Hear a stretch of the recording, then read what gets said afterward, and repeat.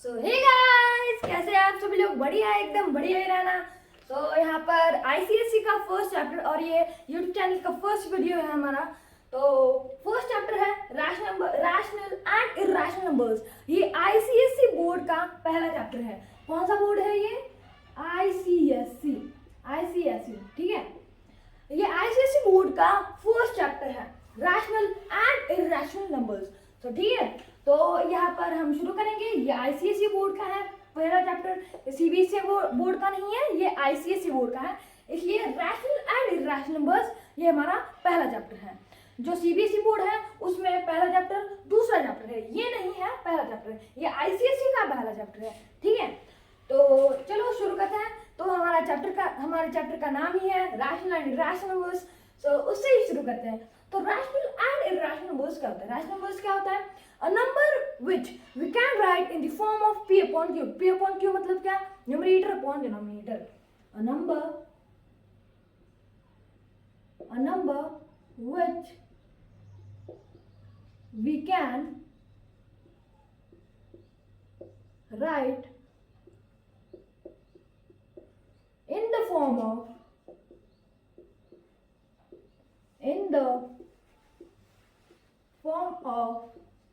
P upon Q, ठीक है। P upon Q।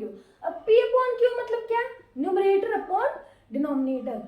A number जिसको हम न्यूमरेटर अपॉन डिनोमिनेटर के फॉर्म में लिख सकते हैं। मतलब जैसे कि एग्जांपल ले हम, एग्जांपल फर्स्ट जैसे 2/5 this is an rational number. दूसरा 3/2 this is an rational number. लेकिन ये सब बेसिक है, ये बेसिक वाले रैशनल नंबर है। लेकिन आईसीएसई बोर्ड में रैशनल नंबर्स कैसे होते हैं? रैशनल नंबर्स मतलब जो टर्मिनेट करते हैं, टर्मिनेटिंग एंड रिपीटिंग। अब टर्मिनेटिंग का मतलब क्या होता है? टर्मिनेटिंग मतलब वो रैशनल नंबर्स जो टर्मिनेट करते हैं। रैशनल नंबर्स मतलब वो नंबर्स होता है जो टर्मिनेट करते हैं। अब देखिए कैसे हम सीखेंगे। अब देखो जैसे एक एग्जांपल लेते हैं हम, 2/5 ले, ठीक है, सॉरी 5/2 ले। तो 5/2 एक एग्जांपल लिया हमने। तो 2 1 2, 2 2 4, 1 बचा 2, 2.5। This is our answer. Terminate मतलब क्या? खत्म होना, मतलब उसका डिवीजन खत्म होना, उसको बोलते हैं टर्मिनेट। मतलब इसका आंसर क्या होता है? टर्मिनेट हो रहा है, मतलब this is an rational number, ठीक है। इसलिए ये क्या है? रैशनल नंबर है, ठीक है। ये टर्मिनेट कर रहा है। अब पाई की वैल्यू टर्मिनेट नहीं करती और रिपीट भी नहीं करती। मतलब पाई की वैल्यू, जैसे पाई की वैल्यू क्या होती है? 2/7। ये पाई की वैल्यू टर्मिनेट भी नहीं करती, रिपीट भी नहीं करती। अब रिपीट का मतलब क्या होता है? जैसे एक एग्जांपल है, सपोज एक एग्जांपल का आंसर है 2.55555 रेकरिंग 5, ठीक है। मतलब 5 बार बार आ रहा है, ठीक है। तो ऐसा आंसर है एक हाथ क्वेश्चन का। तो ये होता है रिपीटिंग, ठीक है। अब रिपीटिंग या टर्मिनेटिंग रैशनल नंबर्स कैसे होते हैं? टर्मिनेटिंग और रिपीटिंग, या तो टर्मिनेटिंग और रिपीटिंग। लेकिन इर्रेशनल नंबर्स कैसे होते हैं? Non terminating non repeating. मतलब इर्रेशनल नंबर्स वो होते हैं जो टर्मिनेट भी नहीं करते, मतलब उसका आंसर भी नहीं आता और वो रिपीट भी नहीं होती, ठीक है। तो ऐसे होते हैं इर्रेशनल नंबर्स और रैशनल नंबर्स में ये डिफरेंस है, ठीक है। अब ये तो हमने सीख लिया। अब हम आगे का टॉपिक सीखते हैं, ठीक है। सोचो।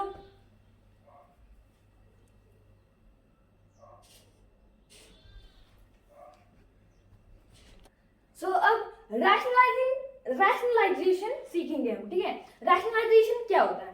रैशनलाइजेशन कैसे करते हैं, ठीक है। एक हाथ नंबर दिया होता है हमें, ठीक है। इसका जो डिनोमिनेटर होता है उसको रैशनलाइज करना होता है हमें, ठीक है। तो अब रैशनलाइजेशन सीखते हैं। उससे पहले अब रैशनल नंबर्स क्या होते हैं? टर्मिनेटिंग और रिपीटिंग। और इर्रेशनल नंबर्स क्या होते हैं? नॉन टर्मिनेटिंग नॉन रिपीटिंग, ठीक है। अब रैशनलाइजेशन, अब एक आध एग्जांपल लिया हमने, जैसे 1/√2 लिया हमने।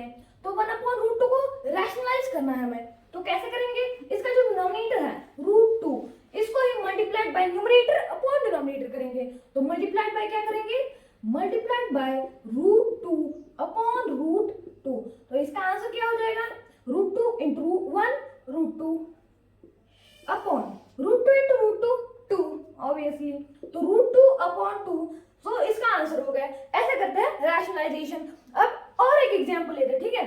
अब जैसे यहाँ पर और एक एग्जांपल लेते हैं, क्या ले, एक नंबर दिया है हमें, उसको रैशनलाइज किया करना है हमें। तो सेकंड एग्जांपल 1/3 प्लस √5 लेते हैं, ठीक है। 3 प्लस √5, ठीक है। तो ये इसको हमें रैशनलाइज करना है, इसको पूरे को नहीं करना, इसका जो डिनोमिनेटर है वो रैशनलाइज करना है, मतलब multiplied by numerator upon denominator, ठीक है। डिनोमिनेटर तो multiplied by is equals to 1/3 plus √5 multiplied by 3 minus, इसका जब हम इसको ऊपर लेके जाएंगे तो इसका सिर्फ साइन चेंज होगा, नंबर है वैसा रहेगा, ठीक है। तो 3 माइनस √5 अपॉन में 3 माइनस ऑफ √5, ठीक है। तो इसको हम अब मल्टीप्लाई करेंगे, तो कैसे करेंगे, 3 माइनस √5 इंटू 1 क्या हो जाएगा, 3 माइनस √5, ठीक है, अपॉन में 3 प्लस √5 3 माइनस √5, मतलब 3 प्लस √5 3 माइनस √5, मतलब एक आइडेंटिटी आपको आती होगी, 8 में सीखे हैं हम, a plus b a minus b, वो किसकी आइडेंटिटी है, a square minus b square की, ठीक है। a square minus b square का आंसर क्या होता है, a plus b a minus b, मतलब यहाँ पर कौन सी आइडेंटिटी यूज करेंगे हम, a square minus b square की। तो यहाँ पर a क्या है हमारा, a क्या है 3 और b क्या है √5, तो a square minus b square मतलब 3 का स्क्वायर माइनस b का स्क्वायर मतलब √5 का स्क्वायर, क्या आ जाएगा यहाँ पर 3 माइनस ऑफ √5 अपॉन में 3 का स्क्वायर 9 माइनस में √5 का स्क्वायर, ठीक है। √5 का स्क्वायर कितना आ जाएगा, √5 का square √5 into √5 5, so 9 minus 5, so this is our answer, 3 minus of √5 upon में 9 minus 5 4, so this is our answer, so bye। so अभी जो है ये हमारा पहला लेक्चर था, इसलिए हम छोटा बना रहे हैं, सिर्फ 7 से 8 मिनट का बना रहे हैं, लेकिन अब हम अगला लेक्चर बड़ा बनाएंगे, ठीक है। बड़ा मतलब 20 आधे घंटे का तो बनाएंगे, ठीक है। तो ये सिर्फ रैशनलाइजेशन इसमें हम सीखे, rationalisation, rash numbers, irrational numbers, rationalisation कैसे करना है, ठीक है। अगले लेक्चर में थोड़े एग्जांपल्स रैशनलाइजेशन के और how to find the lowest rationalising factor, ठीक है, वो सीखेंगे हम। सो तब तक के लिए बाय बाय।